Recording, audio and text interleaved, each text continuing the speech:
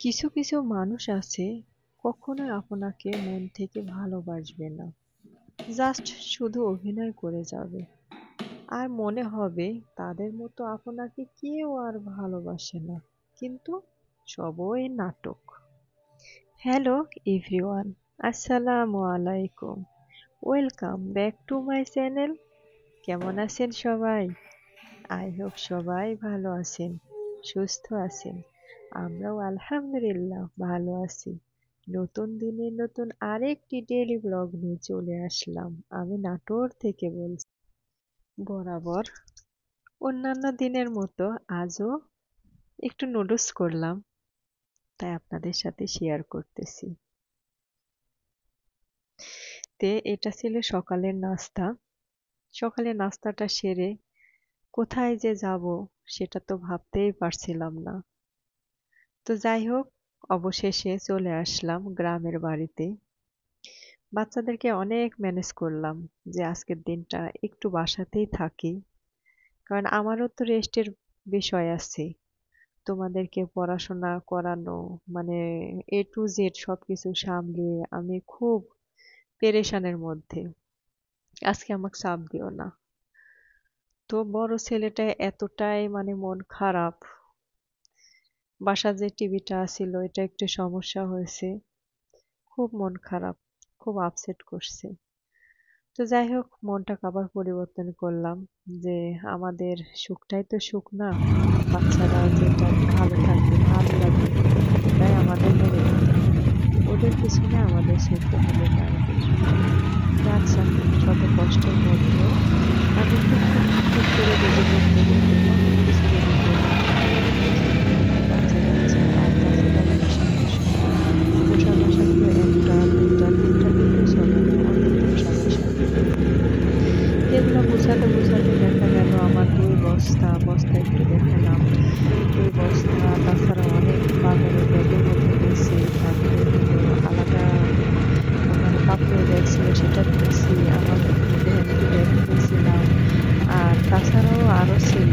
তো যাই হোক, কিসে কিসে দিব বুঝতে পারছিলাম না, তো নিয়ে নিলাম। তো আমার মেয়েটা কিন্তু খুব খুশি, বলছে আম্মু আমাকে একটু ভিডিও করেন না। তো গাড়ির মধ্যে ও সবকিছু পর্দা নামিয়ে দিয়েছিল, যার কারণে আমি ভালো করে শুট করতে পারছিলাম না। তো হালকা একটু দেখাইছিলাম। তো এই তো চলে আসলাম। দেখছেন, চাবি আমি শাশুড়ি মায়ের কাছে দিয়ে যাই, ওনাদের কাছে। ওনারাই বাড়িতে যাওয়া আসা করে, যেটা প্রয়োজন সেটা নেয়, এই ইত্যাদি ইত্যাদি। তো এই তো আমার বাড়ি মানে একটু শুট করলাম। এত বড় বাড়িটা রেখে কোথায় গিয়ে থাকি। আপনাদের কাছে আমি ওই বাসাটা শেয়ার করে নাই, একসময় শেয়ার করব। বাসার মধ্যে ঢুকলে আমার খুব কান্দন আসে, কি কারণে বাসাটা একবারে ছোট পাইছি। যখন আসছি তখন বাসাটা আমি বড় পাইলাম না, আর জিনিস টিনিস নিয়ে এখন রুমে গেছি। দেখা যাচ্ছে অন্য বাসা তো এখন পাবো, কিন্তু এই জিনিসগুলো আবার টান দেওয়া সহজ কথা না ছোট বাচ্চা নিয়ে। যখন আমি কোথাও যাই আমার মনে হয় যে আমি কেঁদে দিই। কি কারণে কাঁদি? যে এই বাচ্চা, 3টা বাচ্চাকে নিয়ে যাব, কত রকমের জিনিসপাতি এগুলা সামলাতে গোছানি, মানে ওখান থেকে সামলে নিয়ে আসলাম আবার এখানে গোছাবো। যাই হোক, আমি খুব প্যারা দিয়ে আমি চলছি। তো ওই যে একটা কথা তো বললাম যে মা এখন কি করব, বাচ্চারা যেটা ভালো লাগে সেটাই করে। তো এই তো দেখেন, আসার পরেই আমার ছেলেটা বসে তো শুরু করছে, কার্টুন দেখছে। আমি আসার পরে আর কি একটু শুট করলাম। এই তো বাড়ির অবস্থা, বাসার রুমের। শাশুড়ি মায়েরা আপ ডাউন করে যদিও, হালকা হালকি যেখানে মোছা মানে পরিষ্কার সেটুকা করে, আর তাছাড়া না করলে আর কি বলার বলেন। তো আমার ঘর বাড়ি আমার তো জাত পরিষ্কার পরিচ্ছন্ন রাখতেই হবে। তো এই তো আমি চলে আসছি, এখন আস্তে আস্তে কি করি না করি হালকা হালকা আমি শুট করব। আমি ফ্রিজ থেকে যে মাছ মাংস আর দুধ নিয়েছিলাম সেগুলা আমি আস্তে আস্তে রেখে দিব। আর তাছাড়া মাছ মাংস ওগুলাও যদি আমি পরে মানে গোছাই, তাহলে এগুলার যে বরফ গলে গেলে এগুলো নষ্ট হয়ে যাবে, তাই আমি ব্যাগটা আগে নিয়ে আসছি। যে মাংসগুলা যেগুলা ডিপ এগুলো আমি রেখে দিই আগে, পরবর্তীতে ওগুলো আস্তে আস্তে সারবো। তাই আর কি আমি একটা একটা করে আমি কি উঠায় মানে ডিপে রেখে দিচ্ছি।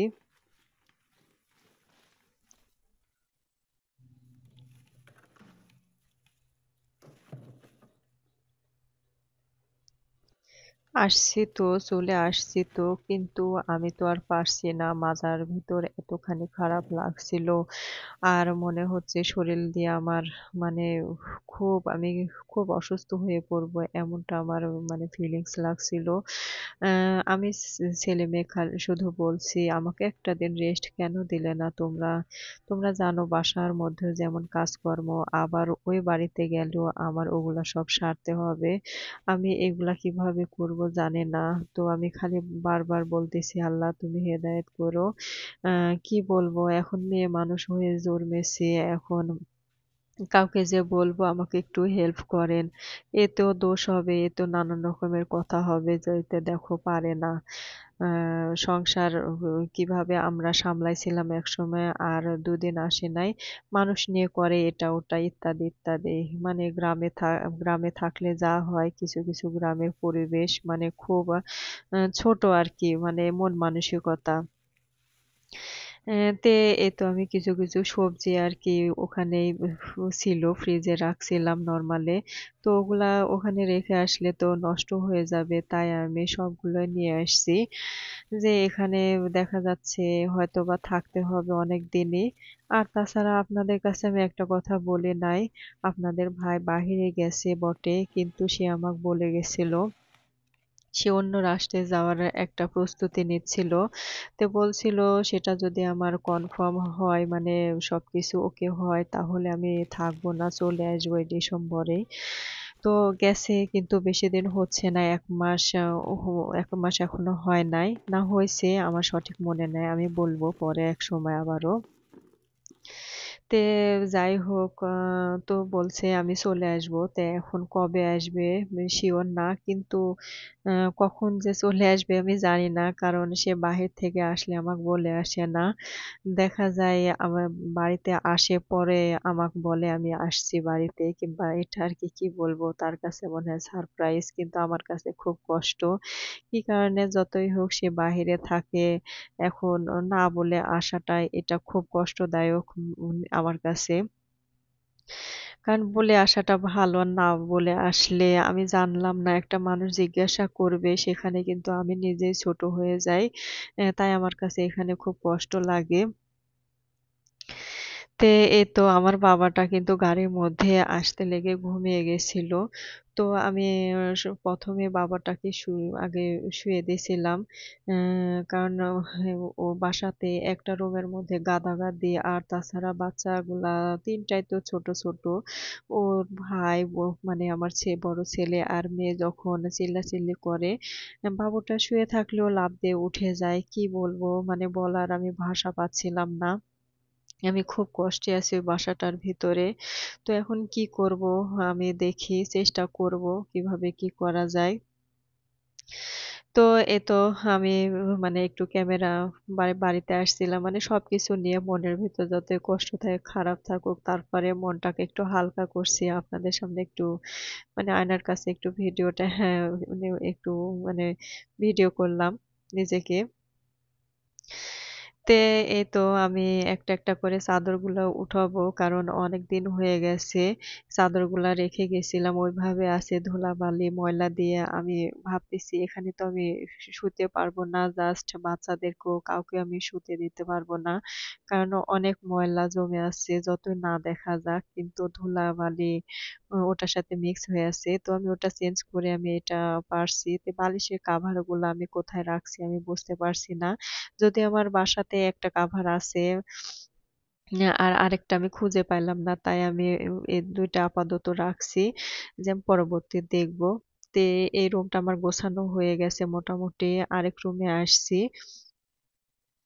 এই রুমটা মোটামুটি আমি গুছিয়ে নিচ্ছি। আমি চাদরটা চেঞ্জ করছি এবং বালিশের কাভারটা এক এক করে আমি মানে ঠিক করছি। তে এই তো মানে আহ, অবস্থা। মানে একটু নোংরা থাকলে কেমন লাগে আর পরিষ্কার পরিচ্ছন্ন থেকে একটু শুট করলে ভিডিও করলে অনেক সুন্দর লাগে। তো তাই আর কি ভিডিও করলাম। আমি সম্পূর্ণ ঠিক করে ফেলাইছি ২টা বিছানা। আর এখন মেঝেগুলো আস্তে আস্তে আমি পরিষ্কার করব। মেঝে দেখেন কত ময়লা। তো ক্যামেরাটা আমি মেয়ের কাছে দিয়েছিলাম। দিয়ে আমি বলছি, তুমি একটু ভিডিও ফোনটা ধরো, আমি একটু এগুলা তুমি একটু শুট করো আর আমি এগুলা ময়লাগুলা পরিষ্কার করি। আর আপনারা দেখছেন আমাদের ডাইনিং রুমটা কিন্তু টাইলস করা, আর বাকি বেডরুম গুলা টাইলস নাই। তো এটা আপনার ভাই যাই হোক, এখন কি বলবো, একজন মানুষের পরিশ্রমের টাকা দিয়ে যদি অনেকগুলো সংসার চলে, সে মানুষ কুলিয়ে ওঠা কিন্তু অসম্ভব। তো কি বলবো, মানে সে চাকরি করে ভালো একটা পদের, মাশাল্লাহ আল্লাহ আহ মানে বরকত দিচ্ছে বিধায় সকলে টানতে পারছে, দেখতে পারছে। এখন সেখানে বলার তো কিছু নাই, কারণ তারও তো মানে নিজের ইচ্ছা অনিচ্ছা আছে। আমি এই বিষয়ে তেমন কিছু বলি না। কিন্তু নিজের কাছে অনেক খারাপ লাগে যে আমার ঘর দেখা যাচ্ছে অগোছালো হয়ে আছে, অথচ অন্যের ঘরে সবকিছু কে কি হইলো না হইলো, কি খাইলো না খাইলো, মানে ওইদিকেই সবকিছু আর কি ইনভেস্ট করে। তো এটা বলেও আমি পারি না, কারণ আমার কথা শোনে না, মানেও না। আর তাছাড়া সে তার হাতে বেতন আসে, সে কি করে না করে সে ভালো জানে। আমাকে ওইদিকে বলেও না যে আমি বেতন পাইছি, কি আমি কি করব, কি এটা ওটা কোনো কিছুই শেয়ার করে না। তো এটা কি বলবো, এখন হয়তোবা আমার ওই ইয়াতে নাই। তো নিজের কাছে কষ্ট লাগে, খারাপ লাগে যে যতই হোক হাজবেন্ড হাজবেন্ড মানে বাহিরে থাকে। হয়তোবা আমি কষ্ট করছি বিধায় সে বাহিরে থাকতে পারছে, আর এই সন্তানগুলাকে নিয়ে আমি কতখানি যে কষ্ট করি। এক হাতে সংসার সামলানো বা বাজার সদাই সামলানো, মানে এ টু জেড সবকিছু সামলিয়ে আমি ঠিকঠাক রাখি। আমার পাশে তো কেউ নাই, কিন্তু দেখা যায় কথার বেলা সবাই মানে বড় বড় কথা বলে। তো এখন কি বলবো বলেন, কিছু বলার নেই। ওই যে কথাতে আছে না যে যার স্বামী ভালো তার সব ভালো। তে আমার ভিডিওটা দেখলে আস্তে আস্তে বুঝতে পারবেন আমি একটু একটু করে সবকিছু আপনাদের মাঝে শেয়ার করব। কারণ আমার মাঝে অনেক কষ্ট, অনেক মানে চাপ হয়ে আছে, যা আমি অন্যদের কাছে আমি প্রকাশ করতে পারি না। আর তাছাড়া অনেকের দেখবেন ভাই বোন আছে, জনসংখ্যা অনেক, তাদের কাছে শেয়ার করে বলে। আর আমি কিন্তু কারো কাছে বলতে পারি না, কারণ আমার ভাই একটা, সে আমার বড়, আর আমি একাই। আমি কাউকে কিছু বলতে পারি না। আর আমার মা তো মাই, একবারে সাদা বাটা, মানে বললেও কিছু হয় বলার মতন না, কারণ সাদা বাটা হলে যা হয় সবকিছুতে হা হু ধরে। কি বলবো, এখন বলার কিছু নাই, তাই আর কি আপনাদের সাথে আমি শেয়ার করি। অবশ্যই আমার কথাগুলা কেমন লাগে না লাগে আমাকে কমেন্টে অবশ্যই জানাবেন। আমার কিন্তু খুব ভালো লাগে, আপনারা যদি কেউ কমেন্ট করেন আমার খুব ভালো লাগে। তো এই তো কথা বলতে বলতেই আমি কিন্তু মোটামুটি মানে সম্পূর্ণ আমি গুছিয়ে আজ ওঠাতে পারবো না কাজকর্ম, কি কারণে, সবকিছু যদি আমি চাপ দিই তাহলে আমি কিন্তু অসুস্থ হয়ে পড়বো। এমনিতে বাচ্চাদেরকে নিয়ে আমি কিছুদিন খুব প্যারা গেছি। আর এখন এগুলা সামলানো আমার কাছে অনেক কষ্ট হবে, অনেক জুলুম হবে, তাই হালকা হালকা করে আমি পরিষ্কার করছি। আর এদিকে মানে একটু খাবার উঠাই দিয়েছি। এখন খাবার বলতে এই শর্টকাটের সময় কি দিব, তাই আমি রাইস কুকারে একটু ভাত বসাইছি। আর দেখছেন সিম আর মরিচ দিয়েছি, কারণ একটু না খাইলে এনার্জি কোথা থেকে পাবো। আর তাছাড়া শাশুড়ি মা এসে বলেছিল, জানেনই তো আমার শাশুড়ি মা, আমার ননদ, যে ননদটা এখানে থাকে সেই ননদের সঙ্গে থাকে। তো এসে বলেছিল চলো খেয়ে আসো। তো আমি বলছি এখন তো আমি যাব না, আমি কাজ করতে লাগছি, এগুলা শেষ করে নেই। তে এই তো আর কি, কি বলবো, আপনারা আমার ভিডিও দেখলে, আমি যেহেতু গ্রামে আসছি সবটাই আপনাদের সাথে একটু একটু করে শেয়ার করব, আর সবটাই দেখাবো। এখন অবশ্যই ভিডিও আপনার মিনিট বড় হবে, সেটা তো অবশ্যই। তে আমার ভিডিওটা যে যেখান থেকে দেখছেন এখনো লাইক দেন নাই, প্লিজ একটা লাইক দিয়ে আমার পাশে অবশ্যই থাকবেন। আর আপনারা ভালো থাকবেন এবং আমিও আমার পরিবারের জন্য সবাই দোয়া করবেন। আসসালামু আলাইকুম। আল্লাহ হাফেজ।